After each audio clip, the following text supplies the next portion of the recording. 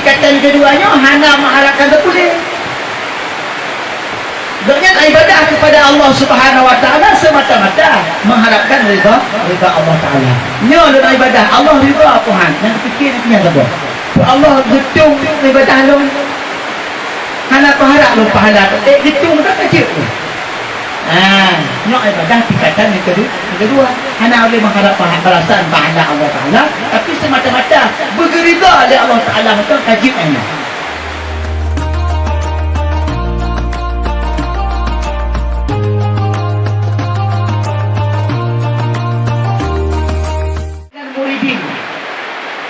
Makna muridinnya orang yang mengharapkan ridha Allah. Hana harap ni pahala kan surga, hana harap ni. Ho pertama surga je, hana tamam video hau tamam. Betul tu ibadahnya mengharapkan ridha Allah Subhanahu wa taala. Nukinya ilahi anta maksudi wa ridha ka maksudi. Ilahi Tuhan lu, ilahi anta matlubi, engkau yang aku tuntut. Wa ridha ka matlubi, dan keridaanmu yang kami maksud. Nanti yang tak tuju lagi tengoklah keridaan Allah Subhanahu wa taala. Nanti makna ilahi anta maksudi wa ridha ka matlubi. Maka yang kedua, tingkatan keduanya hana mengharapkan terpulang. Doanya ibadah kepada Allah Subhanahu wa taala semata-mata mengharapkan ridha Allah taala. Nyo dalam ibadah Allah ridha Tuhan. Yang fikir punya apa? Allah gedung ibadah lu. Hana pahala lu pahala. Gedung tak kecil.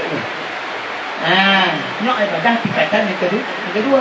Hana boleh mengharap balasan pahala Allah taala, tapi semata-mata berridha oleh Allah taala itu kajibnya.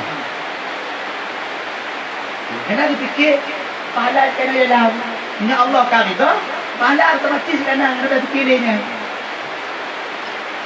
Hana boleh ke pahalanya. Cik kanannya, hana pun fikir cik kanan. Yang pilih fikir Allah ridha Tuhan.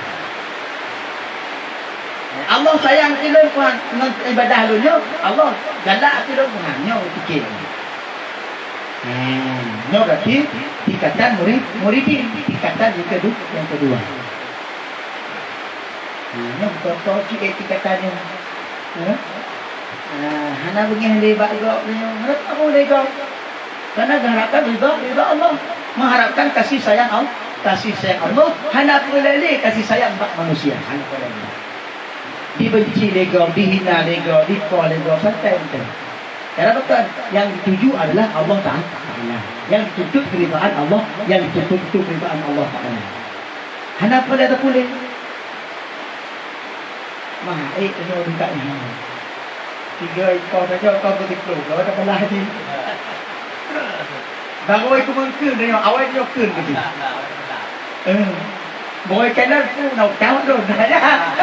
Boy kanan mana dia? Dia baru pula kanan dia tak nak tahu tu. Ni ada pegang dia. Ni kalau pegang pula di kanan betul tak. Nak pegang lah. Kan ada pegang dia. Bukan lagi dia nak tahu. Jadi maka dua dia. Itu kau kalau tu buka kata belah pak tu. Baginya waktu hanya kamu lagi tingkatan yang kedua muridin. Maka muridinnya semata-mata mengharapkan kasih sayang Allah, keridhaan Allah Subhanahu wa taala. Hana pelali bakdonya kasih sayang manusia naga harapkan di bandu hananya. Karena apa? Bandu itu makhluk Allah.